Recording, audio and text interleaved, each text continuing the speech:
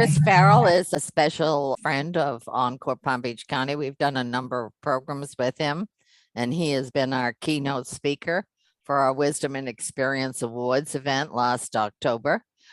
Chris is economics editor of Marketplace Money, a nationally syndicated 1-hour weekly personal finance show produced by American Public Media. He's also an economics correspondent for Marketplace, the largest business program in broadcasting, and chief economics correspondent for American Radio Works, the largest producer of long-form documentaries in public radio. Well, I didn't know all that, Chris. And some of those have changed since things have gone into the graveyard of journalism, but I'm still with Marketplace and Minnesota Public Radio and write a weekly column on personal finance for the Minneapolis Star-Tribune and write about aging and all kinds of topics related to aging for MarketWatch and PBS Next Avenue. Yes, I see many of your articles, Chris, and you're also the author of 2 books, Right on the Money and Taking Control of Your Personal Finances and Deflation, and What Happens When Prices Fall. And Chris is a graduate of Stanford and the London School of Economics. So anything you would like to add to that intro that I didn't mention? The only thing is I wrote 2 books that are more on the topic that we're talking about, Unretirement, Yes. Which came out in 2014, and that's about the economics of an aging population, and then Purpose and a Paycheck, which came out in 2019, and that deals a lot more with entrepreneurship and aging. And I've read them all. And we've shared them with our audience. So today, the focus is on saving for retirement in various ways. And the issue that we wanted to talk about first was how many American workers are benefiting from employer retirement programs. Now, for most workers, retirement savings either comes from individual contributions to a retirement account or employer-sponsored programs that encourage saving. But you have pulled together some data that was created by another economist, John Sabelhaus. Am I pronouncing that correctly? Right. Yeah. Of the Wharton School of the University of Florida, on that finds that almost 48% of workers in our country are not covered by a retirement plan at work. And also that there's great disparity based on race, gender, and education. 76% of workers with less than a high school education aren't covered, with 63% of Hispanic workers and 53% of Black workers not covered. Was that a surprise to you, Chris? You know, the thing that was not a surprise, what I would say is what was interesting, and it was working with AARP, was it's surprising that there isn't like one place that you go and, you know, go on your computer and you can sort of say, so how many people are covered? So we actually had to take 3 different data sets and then you stitch together the data, and it's really hard to do. And they did a terrific job. And so I wasn't surprised about the data, but what I'm glad about it is that this data is out there, and with good data, then we can really focus on, there's sort of 2 big issues when it comes to retirement savings. One is we have a system that's dominated by 401ks, and there are flaws to the 401k model. But if you have a 401k and you work at a company that offers one, you're saving for retirement. There's a second issue, which is it gets to that nearly half of workers don't have access to any form of retirement savings at work. And the data is very clear. If you have access to a retirement savings plan at work, you're saving for retirement. You may not be saving much. You may be saving in some of the wrong products. There can be all kinds of things, but you are saving for your retirement. And if you don't, very few people are actually saving for retirement. And also, in addition to that dismal information, I might add, is that the bulk of people no longer are getting traditional pension plans from That's right. employers. Yeah, And even those that did are experiencing adjustments in them, yeah, uh, changes that aren't necessarily in their interest.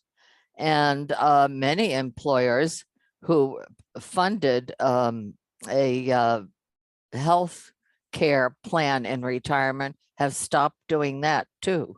that's right. And, and you just have to expect, at least in the private sector, that's going to continue. And, it's for a variety of reasons, but basically the plans were too expensive. And, but unfortunately, the plans were too expensive. So that, and I think there's actually good evidence for that, but they put too much risk on the individual to make decisions about how much to save for retirement, where to invest this money.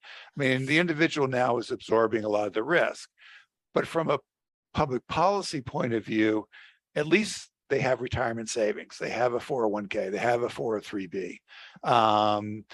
And I think the big concern are people who, reach into their 60s and, they never had access to a retirement savings plan at work. They probably have had a low and unstable income, and Social Security is the retirement savings plan.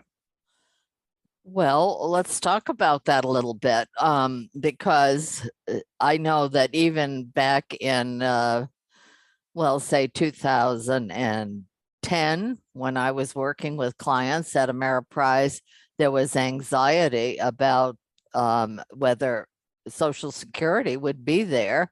And there's hardly a day that goes by that you don't read something about, it's not going to be there. Do you have an opinion about that? Since that is, we used to talk about saving for retirement being like a three-legged stool. Right. There was the 401k or 403b. There was personal savings in various vehicles.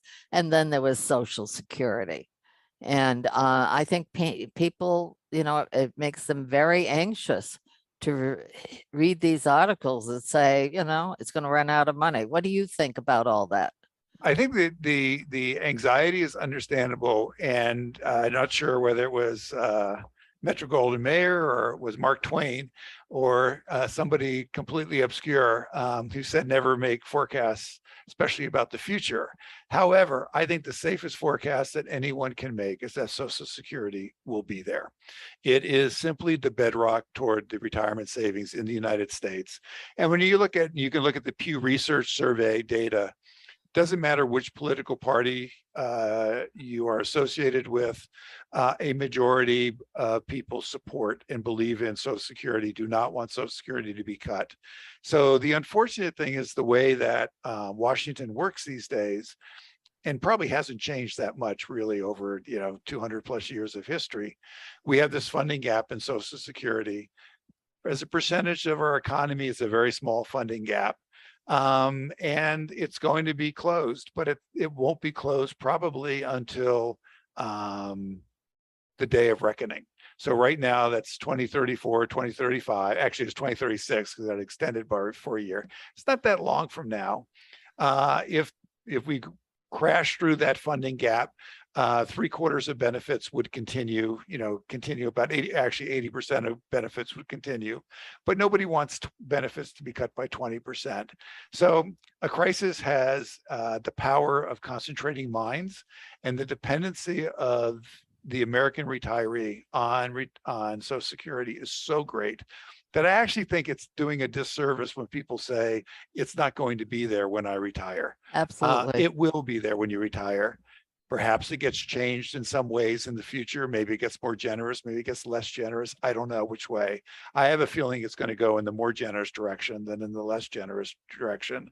And I think that's been, I don't know if you noticed, but there was a period of about 25 years where the conversation was we need to cut back on Social Security. You're not hearing that as much anymore. We're living in tough times. I don't think that message is resonating. People are relying on it. So my forecast is that Social Security will be there. It will be there for the younger generations. Perhaps it will change at some point in the future in the way it's designed, but it will continue to be there. Not to get into a political debate, Chris, but isn't it true that whatever the funding gaps are that exist to keep the trust fund fully funded they're fixable? I Yeah. mean, you just need, well, I know people don't like to hear this, you just need to tax people more while they're working, which is what they pay to help provide for it when they're older. And also higher income people could pay more.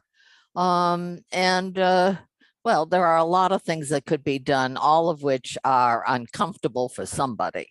Right. But that's why this Congressional Budget Office a couple of years ago, probably now about 5-6 years ago, came out with 26 things, 28 things that you could do to close the funding gap. And it's really a classic case of then, political negotiation. Tax increases is going to be part of it. More than likely, the main tax increase will be by eliminating the cap on Social Security payments or raising the rate at which Social Security payments are done up to the cap. United States is the only major industrialized nation that has a cap.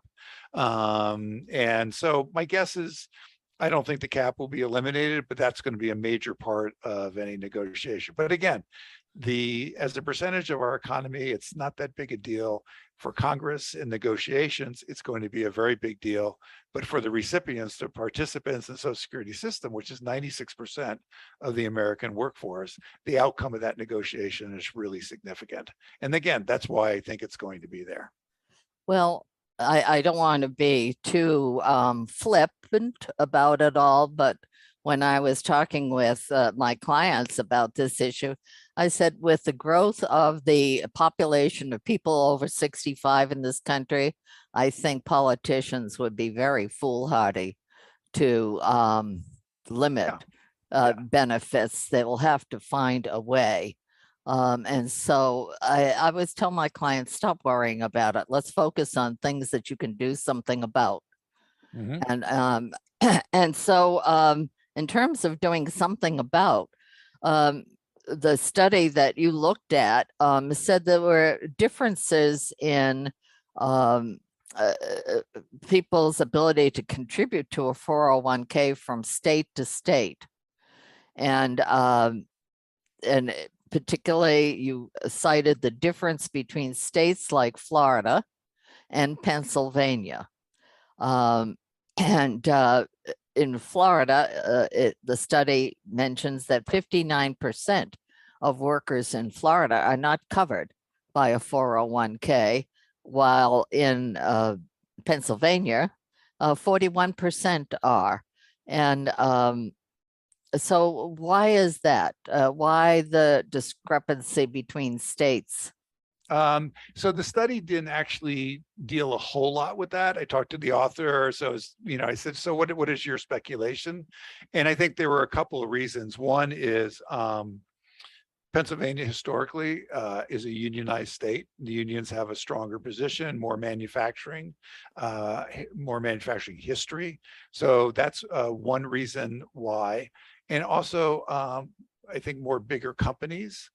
The other thing is that Florida has a lot in the hospitality and leisure industry. So there's a lot of very small businesses in those industries. And historically, they have not provided their workers with a retirement savings plan, a 401k, whatever type of retirement savings plan. But the study itself didn't go into a whole lot of work. But if you think about where does this gap really exists? And the gap really exists for people who are working for relatively low wages, for inconsistent wages. And just the structure of the Pennsylvania economy versus the Florida economy and when they developed, I think for historic reasons, there's more coverage in Pennsylvania than there is in Florida.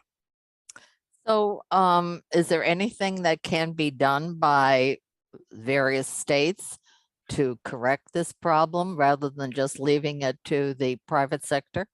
Well, one of the reasons AARP came up with this data set is that they want to take it then to Florida and other states and say, look, we have this model. It's been unveiled most notably in Oregon, which is called state-sponsored retirement savings plan. Because for starting back in the Carter administration and then every administration since then, there's always been this movement that never gained momentum to create a national IRA, a national 401k. And there are different design details, but always the core idea was you have Social Security, you would have a 401k or an IRA on top of your Social Security, and you could make contributions that way. Or you might open up the federal government's thrift savings plan, which is the largest thrift savings plan in the country. Ideas like that never went anywhere. So then there's this state-sponsored retirement savings plans started to take off, California and Oregon most notably. And the thing what a state-sponsored retirement savings plan does, it's targeted at small businesses. It's targeted at businesses that don't offer their employees a plan. It builds off of the payroll system that they're already participating in. So there's not that much more paperwork, and there is no match. So they don't have to put money in there, but it automatically signs up their employees into this plan.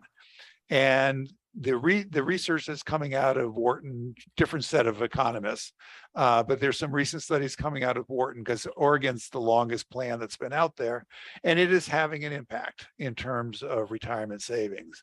So since the federal notion of everybody participating in a universal retirement savings plan on top of Social Security has gone nowhere, there now is more effort targeted toward these state-sponsored retirement savings plans.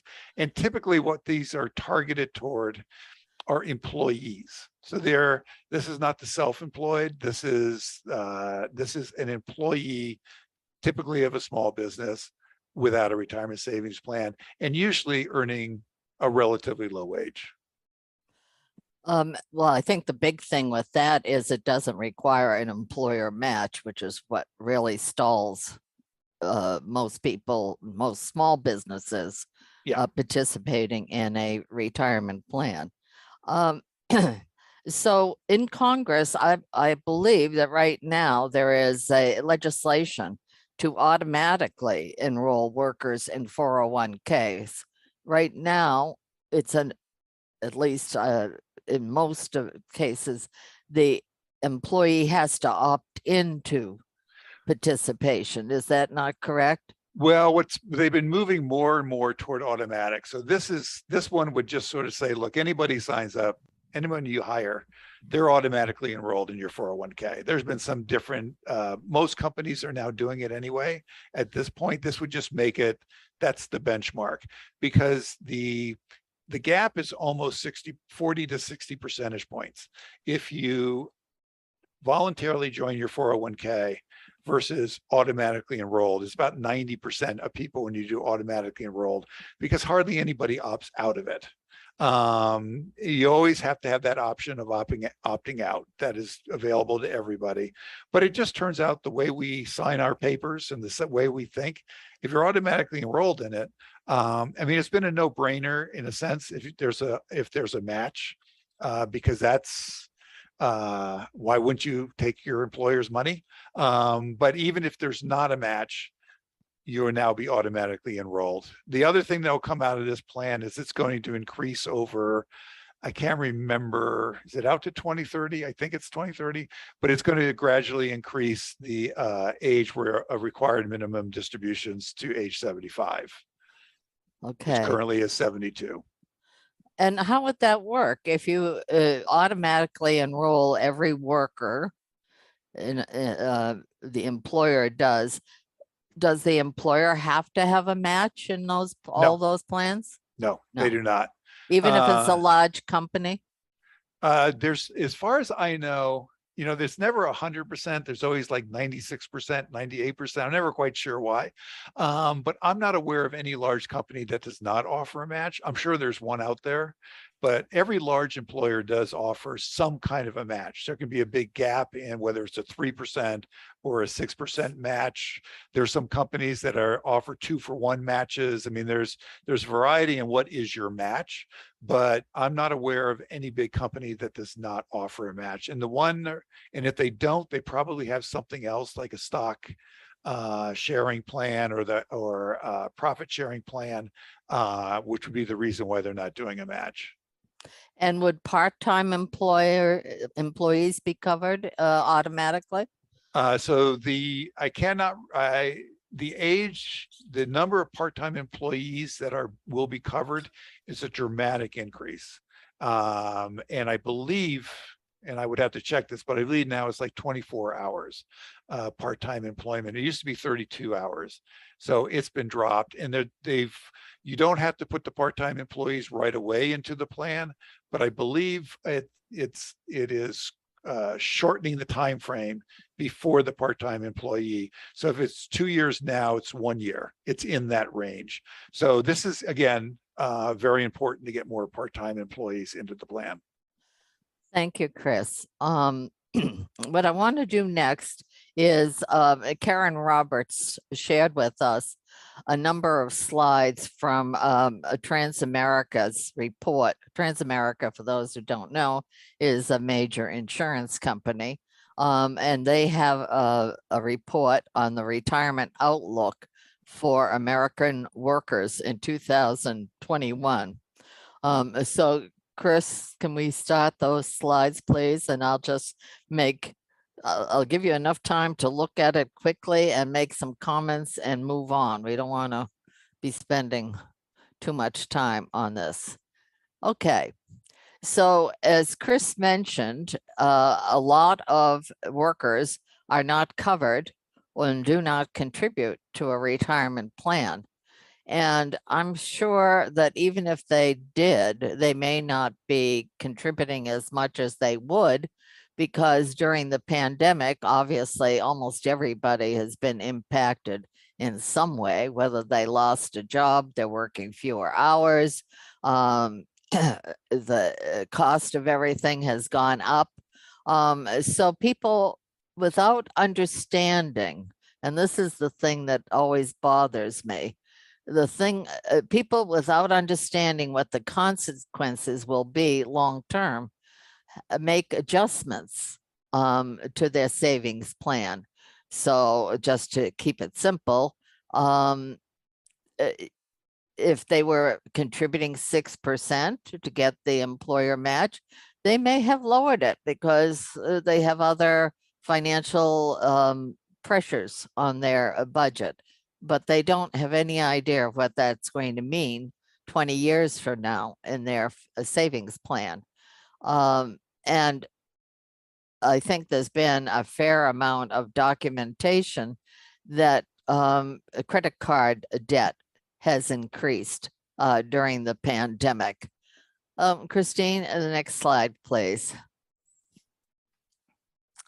So a good thing is that many people are now focused on paying off debt, primarily credit card debt and things like that.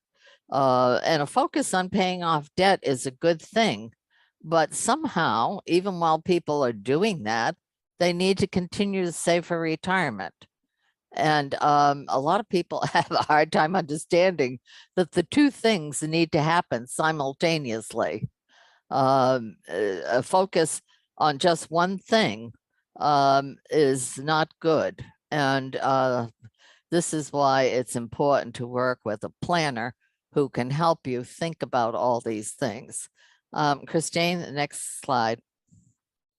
So when I was a financial advisor, we would help people create a cash reserve to continue to cover 6 months of living expenses in case they lost a job, or so they wouldn't liquidate investments in a down market to meet living expenses. Now,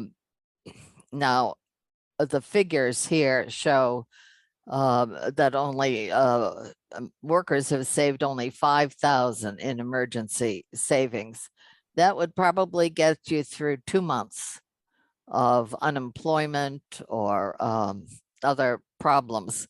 And when I was working with people, they say, "Oh, I don't need all that much. My money should work for me. It should be in investments." But you know, emergencies happen. I mean, you're driving home from work and you're in a car accident. The car is totaled. You got to buy another car. You have medical expenses and so forth and so on. And you're not able to work for several months. Not everybody has a nice medical plan at work that will cover all those expenses too. So people are very unrealistic about this. Um, but this is something that can be funded automatically and have a strategy for doing it. And I think a lot of people don't understand the importance of it. Christine, next slide, please. Well, everybody's afraid of running out of money in retirement. And there's a very big likelihood that many people will. I lose sleep over it because I wonder, well, what's going to happen to them all? How are they going to survive?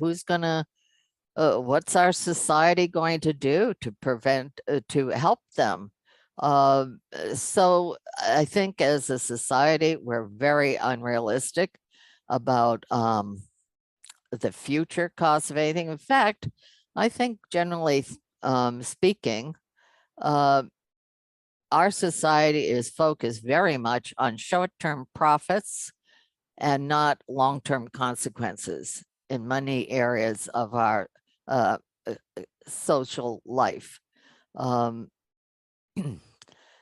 Christine, oh, you've moved ahead. Okay.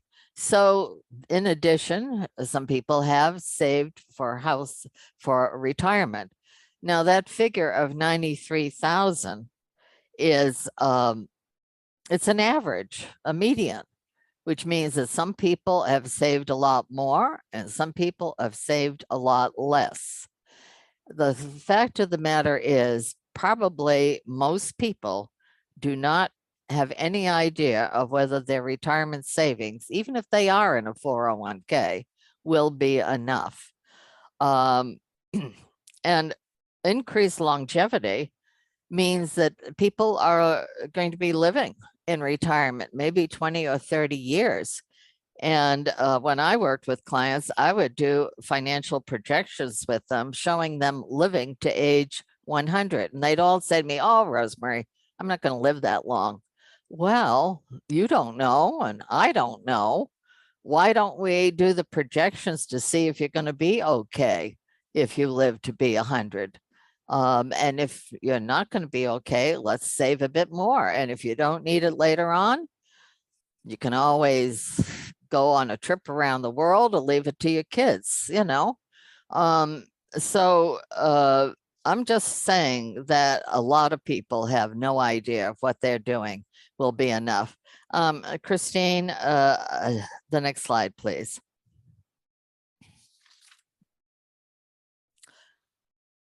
Workers concerned about debt, and I said this a little earlier, will often focus on eliminating it. But then if they are not doing anything about saving for retirement, they're losing time. And anybody who's worked with a financial advisor knows that time lost in starting to save for retirement can never be made up later on unless you save a lot more. And so somehow people need a good plan that works on both paying off debt and saving for retirement. And I can't get into it right now how you do that, but that's why you work with a financial advisor who shows you do it. I guess you do it bit by bit, you know? Okay, Christine. All right, this is a biggie. Almost half of workers agree with the statement, I don't have enough income to save for retirement. And this, I think, is partly because, and I don't want to get into a political discussion, wages in this country have been stagnant for over 20 years.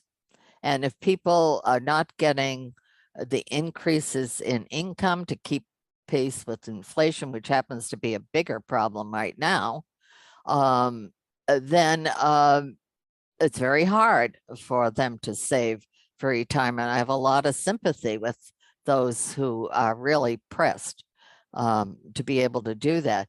But look at the bottom note, 58% of Americans are living paycheck to paycheck, including 30% of those making over 250,000. I mean, what are they doing? You know, I try not to be judgmental, but it's a question. And I can remember working with a couple. They both made very big incomes, and they were saving. They were in their 40s, and they were saving nothing for retirement. They were saving nothing for the children's education. They didn't have a cash reserve.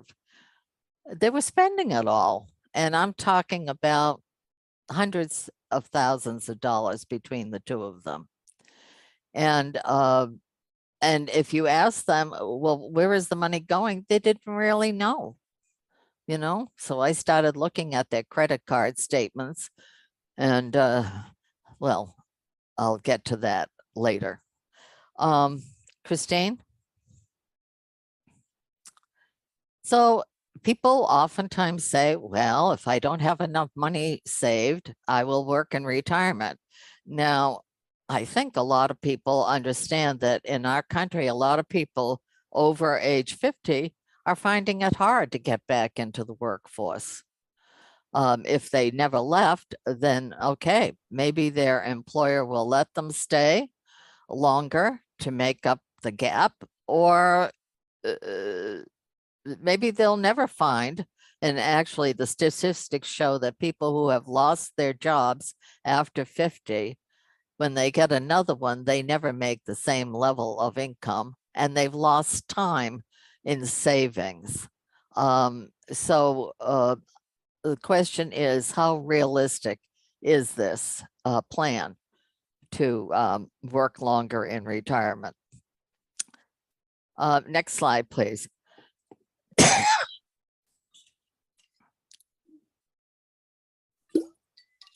Here is the thing. Some people, and usually we used to, in the business, we used to call it the do-it-yourselfers. They were very good at making projections themselves and studying investments and so forth. But the bulk of people are not that great at doing that. They're distracted by the everyday issues of a family, a job, commuting, and what have you. So they don't spend a lot of time on the computer calculating things for their retirement.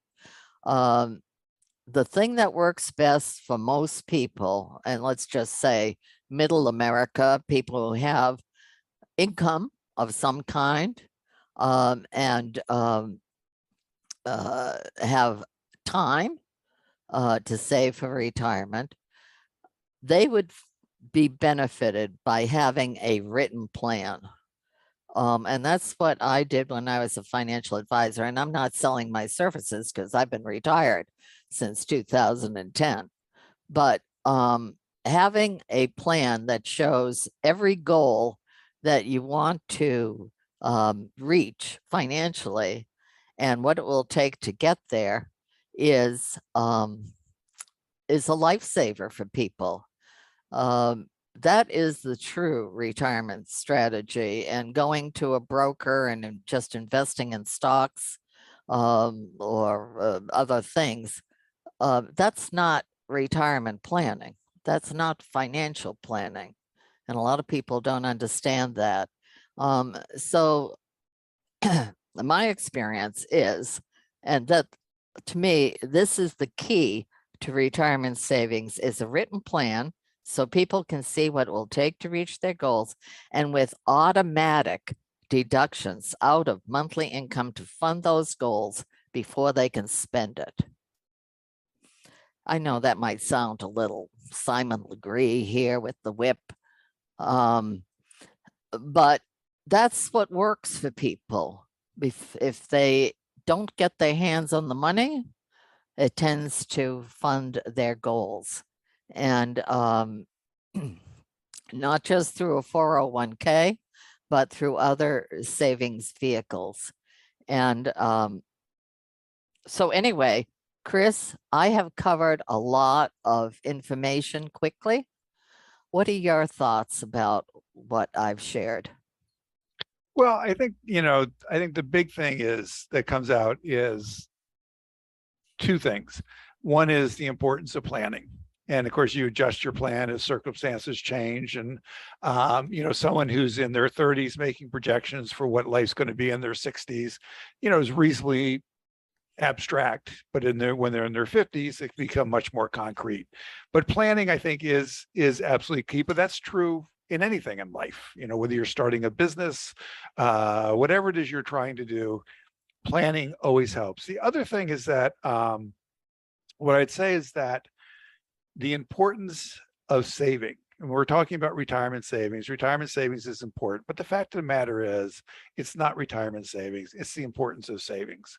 And whether that's going to go for your retirement, whether that's going to go when you lose your job, whether it goes because you have to take a year off from work because a child is ill and needs to be taken care of, or you have to take care of an aging parent. I mean, there's caregiving, there's all kinds of reasons. So I really think what's important is to be thinking about savings. And then the advantage of retirement savings is that it's tax advantaged. And you can also make it automatic. And that's why if your employer offers it, it's automatic. You do it, you participate in it, you're signed into it automatically, and you have something at the end of the period of time. And because it's pre-tax, you actually don't really see the difference very much in terms of what ends up in your checking account at home. And so the other thing, though, is off what Rosemary was saying, is it's very easy to automate your savings. You just go online with your bank or your credit union, and you just say on the 15th of the month or the 20th of the month or whatever it is, that I would just like a small sum of money to go automatically into a savings account. Nothing very exciting at first, not exciting at all. There's very little there. Compound interest sounds like a joke right now, even with the slight rise in rates that we've been seeing. Nonetheless, what it does do is it does build over time. And if you think all about personal finance is nothing but a handful of good habits. There's no real rocket science here. There's nothing particularly complicated about it. It's actually, though, it turns out in life, the simple things are the hardest things to do. The simple things that we know we should do. Everybody knows they should be saving. I mean, we grow up, even if your parents didn't save, they told you to save, right? That's just part of the zeitgeist. So I think, what I take away from all of these things is it's the importance of savings. It's the importance of being careful with debt. Most of us are not going to be able to send a kid to college without taking out some debt. Most of us can't buy a home without taking out a mortgage. But just because we take out a mortgage doesn't mean that we have to have a second or a third mortgage. So it's about being reasonable with your debt, be automatic in your savings. If your employer gives you options for savings, take advantage of them. And we're starting to see with large employers, there's beginning to be a movement, and I think it's going to grow only in the next couple of years, to help their workers set up emergency savings plans. Because if you saw what they've now done in the last two financial crises, 2008, 2009, and then with the pandemic, they loosened the rules on taking money out of your 401k.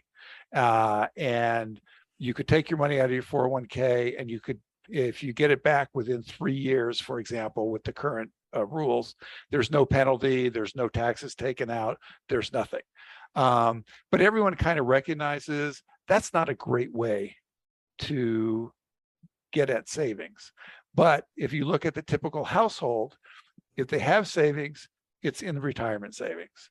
So now what companies are starting to do is, how do we set up an emergency? So a little bit of a paycheck will go into an emergency savings fund. We have no control over it. You tap into it whenever you want to. And you're starting to see that movement. I think that actually will help out a lot of people. Thank you, Chris. Karen Roberts, a board member for Encore, shared with me an article from Bankrate on alternatives to 401ks, particularly if you are self-employed. So we already know that not everybody has access to a 401k. But as I think over the last 10, 15 years, it seems to me that a lot of people have forgotten about other vehicles for saving for retirement, unless somebody calls it to their attention. So, for instance, the traditional IRA, I wonder, Chris, how many people are funding an IRA, a personal IRA, It's in a very small addition? number. It's a not, but the people who are funding it are well off. So typically Okay, the people who have a traditional IRA are the better half of the spectrum, income okay, spectrum. okay. So everybody knows you get a tax benefit by funding a traditional IRA, but also there's the Roth IRA, which you don't get to deduct the contributions. But that gets at what Chris was saying, rather than taking money out of your 401k to buy a home, you can take money out of a Roth IRA without penalty to As long buy, as it's the contributions. excuse me? You can't touch the earnings. You can touch your contributions. So Right. you put 1,000 in, you can touch the 1,000, but if that 1,000 earns, say $500, you don't want to touch the 500 or you would owe taxes on that. And it's also been my observation, and this is particularly true here in Florida. We have a lot of people who are self-employed. And after the pandemic, there are even more people who are self-employed. Uh, and maybe a lot of people have gone into a business funded with their retirement money. But if you're self-employed, you can also have a SEP IRA. It's a simplified employee pension IRA, and a solo IRA. And you don't hear people talking about it much.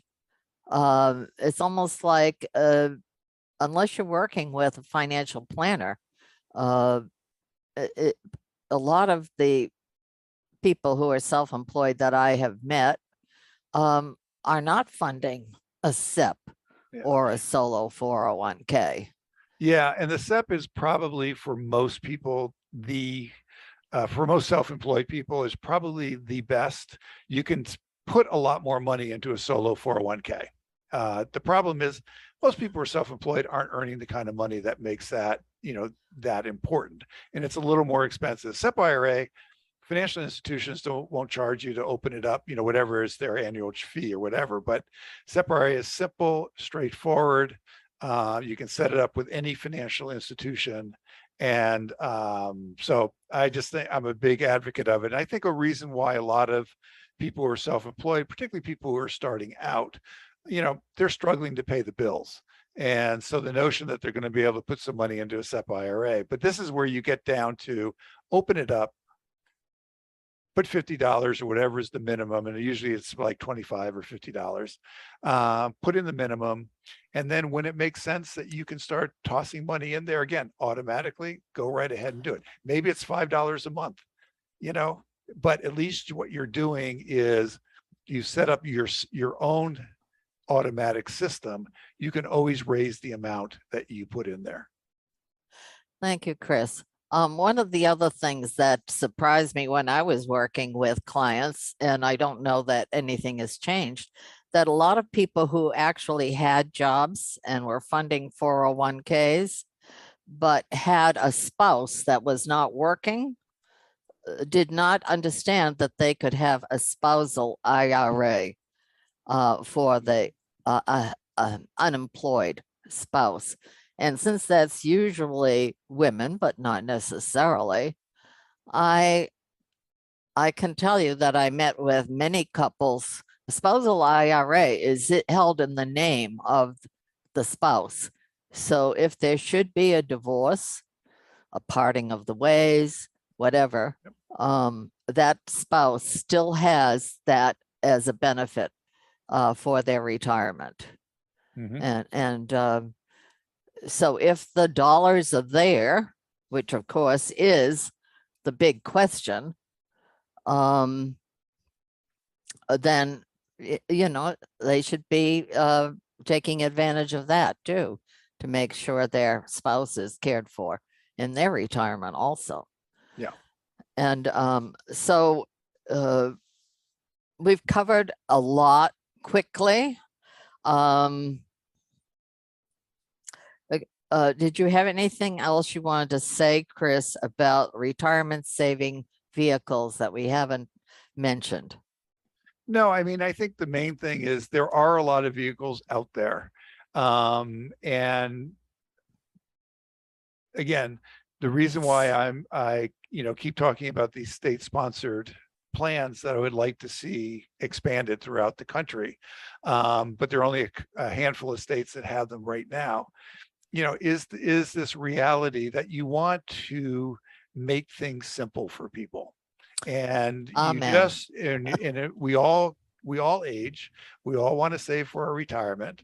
I think as a society, we want people to have retirement savings when they get older, because it increases their freedom of choice, and their just provides them with a certain amount of financial and economic security. And so I just think, it's how can we institutionalize it as much as possible. And then I do think for the self-employed, for the small business person, they're the SEP IRA or the solo 401k. Either one is a really good option. The solo 401k, I think, is more for businesses that are going to have a pretty high income stream, pretty high revenue stream, and it's truly a magnificent way to save. And the SEP IRA really is designed for the person who's self-employed, doesn't really want to think about this too much. They just want to be cost effective, have a simple system, and but you can still sock away a fair amount of money. So again, I think something that you said over and over again, and it's really important, is as young as you can, or whenever you can, automate your savings, automate it broadly. And then you can get more complicated, you can get more engaged as time passes. But the real key is to automate savings from when you get that first dollar. Young people particularly, of course, can benefit for it. When I was working with younger people, I'd show them the cost of waiting and how compounding can affect things. And I've never forgotten the young person who I think was in their 20s and said, well, Rosemary, I want to retire by the time I'm 40. And I looked at him and I didn't really say what I was thinking, but we could do a projection that would show you how much you need to save and invest to achieve that goal. And when I did, they looked at me and said, I can't do that. A lot of people are very unrealistic.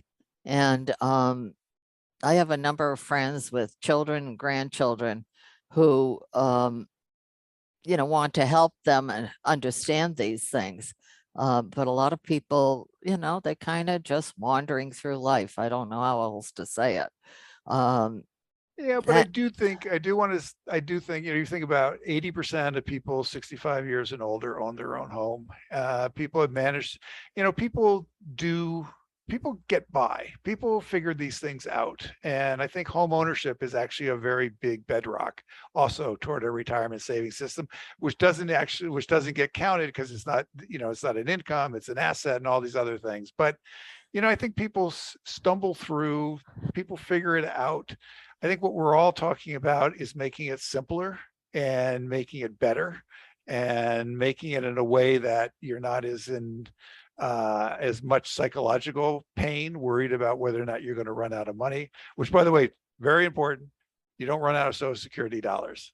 So that is actually the longevity insurance portion of Social Security is incredibly important, since you don't know what your end date is going to be. And Before your I insurance. forget it, Chris, I just want to point out that a person can be employed full-time with a company, be saving in their 401k, and can have a side business that they're also have a SEP IRA as That's right. another savings vehicle. A lot of people do not understand these things, and that's why they need to work with, as I said, a financial planner, not a broker who's trying to sell stocks. Stocks have their place in retirement planning. Investments have their place in retirement planning, but it shouldn't be the first thing. The plan, the projections of what will it take to reach your goals should be the first step. Do you agree, Chris? I Yeah, come I mean, down hard on that. yeah, no, I think, I think, again, I think planning is always good. Planning and research is always good. And in anything that you're doing, I was talking to someone recently who was thinking they wanted to get into own a fourplex and become a landlord. And I asked them, well, have you talked to any landlords? And they hadn't talked to any landlords or gone to any landlord meetings. There are landlord meetings all the time in any local community. And it's like, okay, do your research first before you take this chunk of money and find out, and the thing is that always strikes me is that if you ask questions, people will always be very helpful with information. Landlords will tell you what they charge. They'll tell you what their issues are. They'll tell you what the advantages are. They'll tell you their strategy because, that's like people like to share information. So I think it's whether it's retirement savings or starting a business or whatever it is, owning a home, you're always better prepared if you planned for it and you've done your research. And then the other thing is that I would also add is always think about what's the downside here. If things go wrong, if I'm making a projection and it doesn't go right, how vulnerable am I really? And think about the downside. It's fun to think about the upside, but you also want to take into account the downside in case things go wrong. How vulnerable are you? And when on that note, I can't help but remember, I'm sorry to say this, the real estate crash of 2000 and 2008, when people invested in real estate, which is not a liquid asset, rather than saving, rather than creating an emergency reserve.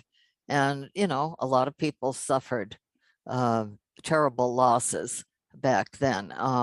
So there's a place for everything in your plan if you have enough money. And in the time we Chris? have left, does anybody have any questions? Just unmute yourself if you have a question. Anyone? We have a few comments that we did get a thank you for providing the information. And I know Kathleen had a couple of comments here, and Angela said someone explained compounding to her in her 20s and sold her on the idea. Fortunately, she started saving at 24 years old, now trying to convince her millennial friends of this approach. Okay, Kathleen said automatic savings is the key and imperative for most employees. And I see there's one new message. Rebecca said, thank you. I've learned a few things. Okay, does anyone have a question while we still have Chris on the call? Christine Sal here. Hi, Sal. Hey, Christine. Thank you, Rosemary, and thank you, Chris. It's a great refresher for me being a 30-year planner, I guess I can call myself that. Not as much a question as a comment, and that is numerous times throughout my career, we found a way to free up some money, and it has to do with taxation or paying taxes or filing your tax return improperly in the form of the wrong types of dependents would lead them to come home with $5,000 or $6,000 at the end of the year or 10, and they feel proud about that. They'd actually feel great. Hey, I'm getting this $8,000 return. Well, what are you going to do with it? Well, we're going to go on a vacation. We're going to cruise. And it's simply an adjustment, right? So it goes back to why park your money with the IRS interest-free, and I don't have to go any further. But this is basic education that's never been taught. And so I've had many experiences, but thank you again. It was a great refresher. You did a wonderful job. Yeah, thank you. Thank you. Yes, I can testify to the fact that when I was young, nobody ever told me all these things. I had to learn them when I was quite a bit older. It's never too late to learn something new. And we're all capable of learning more. So I thank you, Chris, once again. Thank you. Okay. Thank you for very this. much to everybody. Thanks for participating. Appreciate it. And thank you everyone for coming, and go on our website. We have archived our past Zoom events, our newsletters, all kinds of things on our website, encorepbc.org. And look forward to seeing some of you in the future. Thank you. Thank you all. Bye now. Thank you, Chris. Thank Thank you. you for Thanks a being lot. Thank you, here. Chris. Bye-bye now. Thank you.